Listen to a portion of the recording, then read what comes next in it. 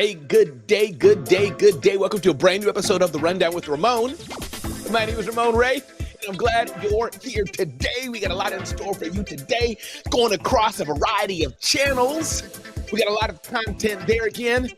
It's a beautiful brand new day on The Rundown with Ramon. And listen, if the day is not so great for you today, I'm glad I can be a part of your day and hopefully have your day be just a little bit better. Americanolic Changers joined today. John Doe is here, and others chiming in and joining in. Glad you're here. If your day's already great, well, listen, I'm glad I can be a part of your already great day. What are we going to cover today? We got a few things we're going to cover. Talking about supplying Saks Fifth Avenue was a soap maker's dream until he got a check for $74. We're going to talk today about we all want to go retail. People say, I want to sell my goods in the retail store, but it could be worse than you think. If at first you fail, try 1,000 more times, says Guy Raz. My guy, Jason Duncan. If you don't know Jason Duncan, you can follow him at The Real Jason Duncan. Says your to-do list is holding you back from success. We got up next as well, talking about it's getting harder for companies to keep politics out of the workplace. I think that's the case. So many things are happening. It's harder and harder to not talk about politics. And I think it's okay to talk about politics, but I'll get into that in a minute. Running your household is a second job, but it doesn't have to be. Tech can make it easier. A founder here wishes a health warning to crypto founders, and I take this as others after undergoing surgery. Do you have a business crisis? If you do, try the fundamentals. Try the fundamentals of business. People are mad at Google's new AI ad. Can't wait to tell you why. People are like, ooh, they didn't like this ad. Interesting. There's some questionable content consumers look to avoid on social media. Do you want to know what it is? Well, you're going to find out on The Rundown with Ramon in just a minute. And there's something called founder mode that's been going around for a few weeks now, and I'll touch on why that's important. Again, everybody, my name is Ramon Ray. This is The Rundown with Ramon. Thanks for being here on the show. Glad you're here today, and we're going to start the show in just a few seconds. Get ready.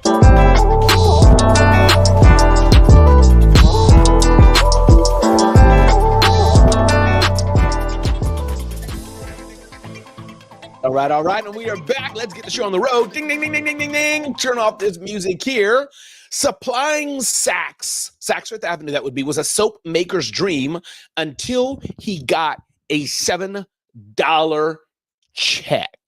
I wonder what that's about. Selling retail is often the creme de la creme of what we small businesses want to do. Ooh, my product is sold in a retail store, Anthony, and I get it.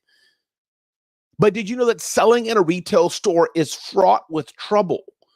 The profit margins are low, and you have to sell a lot to make any amount of money. You have this cup that you're making a good $60,000, $100,000, $30,000 a year, whatever it is, selling online on an Etsy store or in your own Shopify store, and then you want to sell it in some big box brand, and that's great. Selling it at a Macy's, a Saks Fifth Avenue, other retail stores, Home Depot, what have you. But you sell these to the store, and then they ship back the ones that didn't work, the ones that didn't sell, and you get much less back than you thought. The story here says the chance to sell its self-tanner to Saks Fifth Avenue sounded like a dream come true for Luna Bronze, exposing the small Australian brand to millions of wealthy shoppers. But when it began shipping products in July 2023, the brand's owners didn't realize they had taken one thing for granted, that Saks would pay for their products. By October, after filling 5 orders for Saks' website, Luna said it still hadn't been paid. When Saks tried to place a 6th order, the beauty brand cut Saks off, alleging the retailer owned about $9,000. After months of complaints, other suppliers to Saks reported similar stories. Before this week, Saks owed this brand about $8,000. Saks owed another brand $15,000, and it goes on. Some of the vendors said they received checks earlier this week or noticed that they would soon be paid after the Wall Street Journal reached out.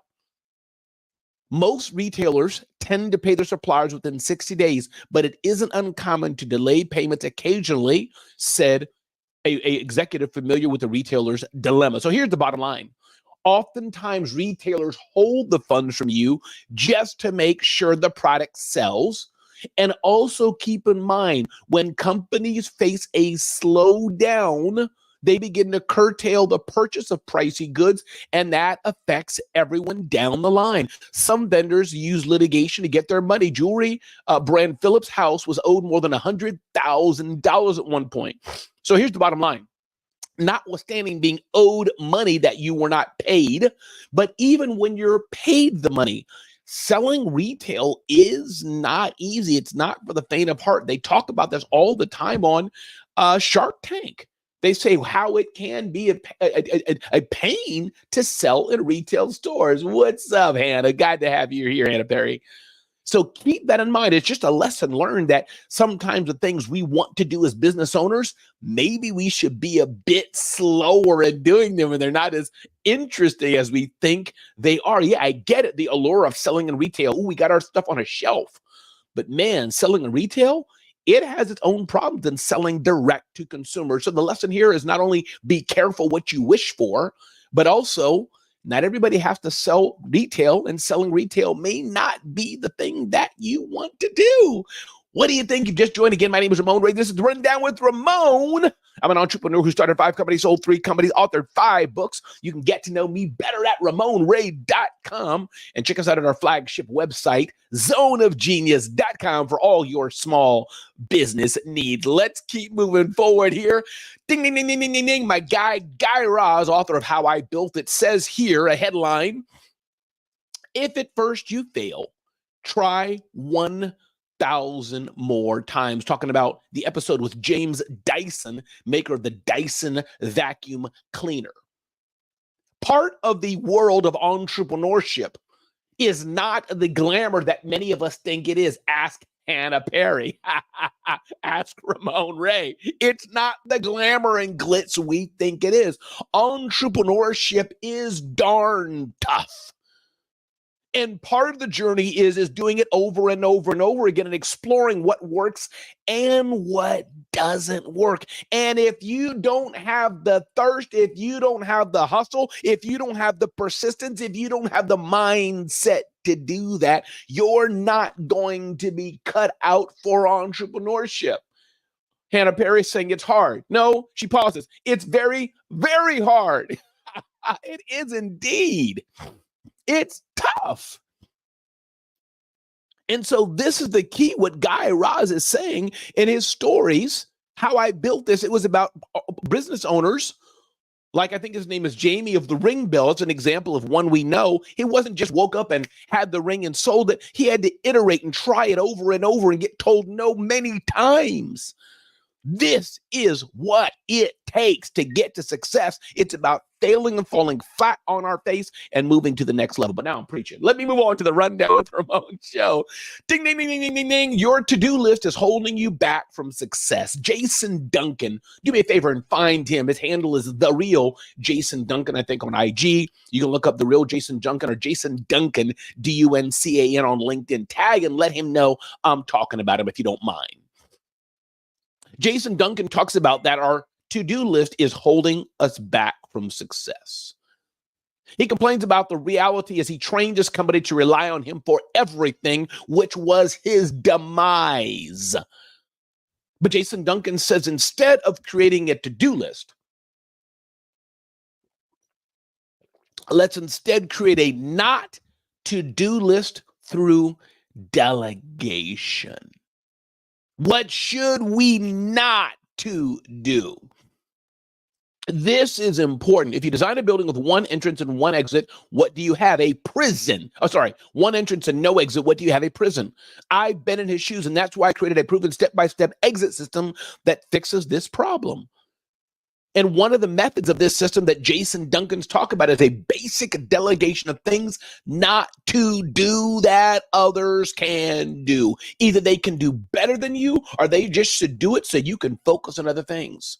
So here's a few things that Jason Duncan says. And do me a favor, tag Jason Duncan. You can find him, The Real Jason Duncan, I think, on IG. But his full name is Jason Duncan, Duncan. Tag him, let him know. Here's what he says. 1, make a list of the top 10 action or assignments you must complete in any given time period that are important to the business but not critical. Pick one item from the list and delegate it to someone else for 30 days. Check on their progress once a week. You got to check on what's happening in your business. Look for ways to praise their work, not make it better, but to praise their work. Once they're able to do the task at 80% of your expectations permanently, mark it off your list of personal tasks. And next up, repeat the process every 30 days. Instead of having a list of things we should do, Jason Duncan is advocating we should probably have a list of things that we should not do. TW's in the house. Glad you're here. What's up now's in the house. Glad you're here. This is how we do it.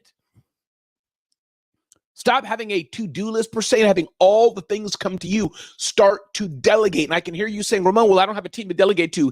Get one. Fiverr, Upwork. I just had a brand new COO to help me scale and grow. This is the only way to get to the next level. Dream for M Weavers here. You have to learn to delegate. It's not the things you should be doing. It's the things you should not be doing. Again, my name is Ramon Ray. Welcome to the Rundown with Ramon. Brand new episode of the Rundown with Ramon here for you today.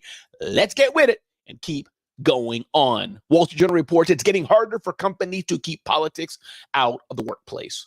I just wanted to mention that. Listen, politics is always going to be here. And some people work with many other people, and it's hard not to talk about politics. You can talk about sports. Even that can be difficult. And politics may grab you where places where you think it doesn't. You may say something innocent and still offend somebody.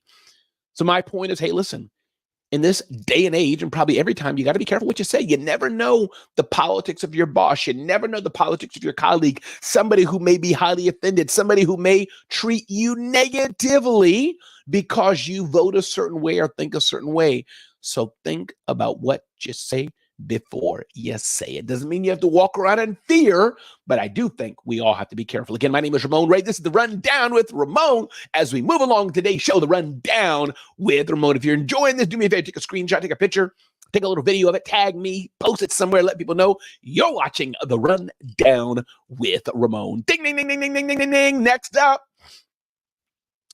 running your household is a second job, but it doesn't have to be. A recent study of more than 2,000 parents commissioned by Skylight, the maker of a touchscreen calendar used by more than 1.2 million people every month, found that parents devote an average of 30 hours a week to managing family schedules and household tasks. This is what they do.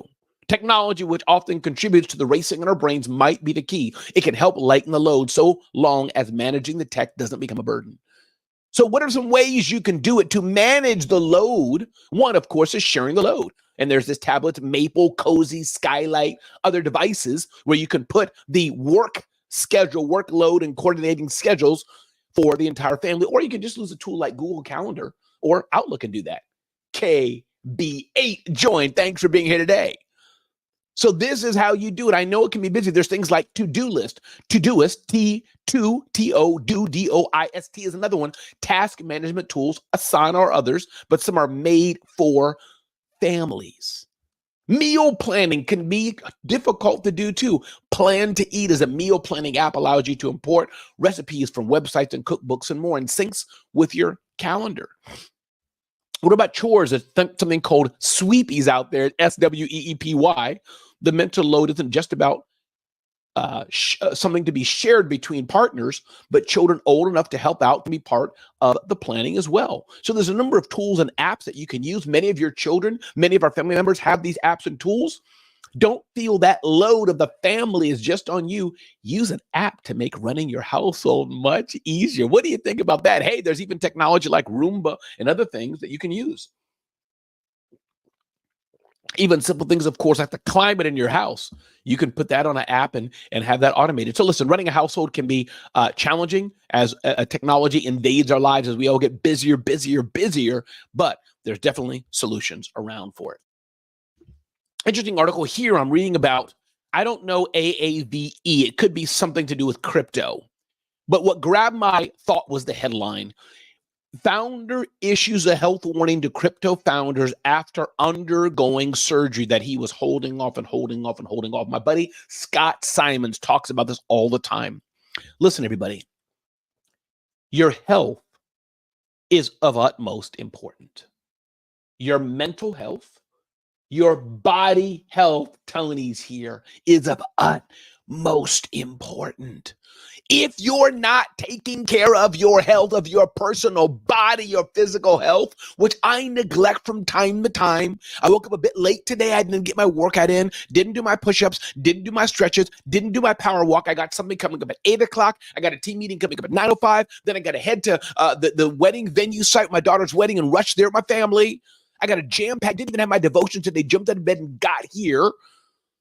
So some days you don't live the perfect, healthy life you want. But over time and overall, I encourage you, I beg you, I admonish you, you got to be healthy. Because we can run ragged and serve others, build businesses. But if we're not healthy enough, we're not there for the people who need us, it doesn't matter. This is what I want you to understand today. It's so important to understand this. The health doesn't, or the businesses running doesn't matter if our health is not there. Take care. Make a commitment to be careful what you eat. Make a commitment to move your body. Make a commitment to do strength conditioning. Make a commitment to listen to the health signs of your body. Things aren't going so well, to check them out. What do you think about that? Can you make that commitment to yourself? Take a second, take a 2 seconds, just make a commitment to yourself that you'll do your best to live a healthier life. Everybody, my name is Ramon Ray. This is the Rundown with Ramon. Ding, ding, ding, ding, ding, ding, ding, ding, ding. Business crisis, try fundamentals, says Guy Raz. There's a lot of things that could be going wrong in our businesses. But one of the fundamental things we can do, SKT Coffee's here. One of the fundamental things we can do is to go back to the fundamentals. Do you know who your customers are? Do you know where they're at? Are you serving them what they need? Are you sharing the story to connect with them? Are you fulfilling well? Do you have the repeatable and scalable systems and process to get that done? John Doe, better and growing and grateful. Yes, sir. This is important. There's all kind of things that can go fraught, that can go wrong in business, but oftentimes it's looking back, what are the fundamentals? What are the fundamentals? This is what it takes. What are the fundamentals of the business? Jim Collins is a book that I always reference and refer to. It helps me quite a bit. Turning the Flywheel. Turning the flywheel is a real thing. Turning the flywheel. Are we doing that day in and day out? Listen, everybody, my name is Ramon Ray. You've been listening to the Rundown with Ramon. Ding, ding, ding, ding, ding, ding, ding. Now, people are mad at an ad that came out from Google. I get it. Google's new Gemini had an ad that talked about how AI plays a role in our daily lives. It narrated from the perspective of the father, a little girl who idolizes an American gold medalist track star, Sydney McLaughlin-Levron. Google's generative AI chatbot first comes up when the dad searches how to teach hurdle technique. And Google generated a list of tips. But the part that got everyone talking was when the girl wants to write her hero a fan letter and her dad enlists Gemini AI to help write the letter. Now, I don't know what y'all think, but I would be curious. I get it. Is it too much when the dad is asking AI to help the girl write a letter? I get in business, we use AI to help us write sales copy, to scale us, help us do faster. We want to use technology, everything we can do. But a little girl wants to write a letter to her hero. Shouldn't that come from her heart, maybe? You know, shouldn't maybe the father sit down with her if she can't write, maybe, or she can't, do writing yet, but I think she can, and say, hey, little girl, little daughter, what's important to you? What do you want to convey in this letter? Why do you want to write this star? Say it's Kay said, you are awesome. Kay, you made my day. Thank you. That's very kind of you. I'm trying. So I wonder what you think. AI is amazing, but I guess are there times, are there places, are there spaces that we should not be using it? I don't know. Are there times, are there spaces, are there places where we take away from the humanity of it by having AI teach our kids to write a personal letter, Swana kids. Or should that be really what the parent teaches? Should that be us? Or is it okay to have AI? Is it okay to teach the kid to do a prompt in AI to have the child write a letter? I don't know on this. I veer towards you lose something if you have to use AI. If a 9-year-old uses AI to help it write a letter to its hero, that's just something I think that AI shouldn't be doing. I just think it takes out the total humanity of that personal to person connectivity. Say, Savvy Biz Builder in the house, Savvy Biz Builder. I'll have you brought up in a second here. So I wonder what you think about that. But listen, everybody, my name is Ramon Ray. This is The Rundown with Ramon. AI is a powerful tool in our businesses, absolutely for sure. But I wonder sometimes in some places, maybe we shouldn't let the bots take over our lives too much. And we should at least try to write a letter from our hearts, as it were, from our souls, from our minds. I think that's a bit important, not to have an AI-generated letter do it. But hey, as adults, we want to write an apology letter. We're not sure how to write an apology letter to our mother-in-law the best way. Maybe AI can give us some tips, but I think sometimes we can use AI too much, and it takes away the humanity. Ding, ding, ding, ding, ding, ding. My name is Ramon Ray. This is The Rundown with Ramon. Are you curious, by the way, what types of questionable content consumers are looking to avoid on social media? I'll tell you. They're looking to avoid, Swana Kids agrees with me, thank you. They're looking to avoid misinformation, avoid adult content, content generated using AI deepfakes, content that uses hate speech, generally low quality content from our friends at marketingcharts.com. So now you know what types of content people are looking to avoid. Last but not least, a little tip here, nugget. Ding, ding, ding, ding, ding, ding. There's a new thing coming up here. Not new so much, but interesting point here. Why everyone in tech is talking about founder mode. Founder mode, this aspect of where people are challenging founders instead of delegating everything as you build your company, Cesar. Why not dive in feet first, hands first, head first, and really get your hands dirty more and build the business? Founder mode's making its round, and I think there's a season for all. I think that sometimes a startup founder can be too haughty-taughty, too far away from the action, I think, and not close enough to the action. But there's a time if you're building a scalable business where you still do have to delegate and take things to the next level. Listen, everybody, this has been The Rundown with Ramon, and I'm glad you're here. It's helping you live your best life or start or grow your business every single time we're on The Rundown with Ramon. If you're enjoying the show, if you're getting value, can you comment? Can you do me a favor? Take a little screenshot, take a picture, share it with somebody else, tag me. Let somebody know you're watching The Rundown with Ramon. You got tips, you got advice, you want to be on the show, let me know. That's what we do here to serve you, bring you the top things you need to know, live your best life or start or grow your business. Get to know me better at RamonRay.com. Check us out for sure at zoneofgenius.com. Sign up to our email newsletter and more. And this has been a great episode of The Rundown with Ramon. I think it's been a great episode. So with that, go out and let somebody know that you appreciate them and that they can make a difference in the world. Be blessed and have an amazing day.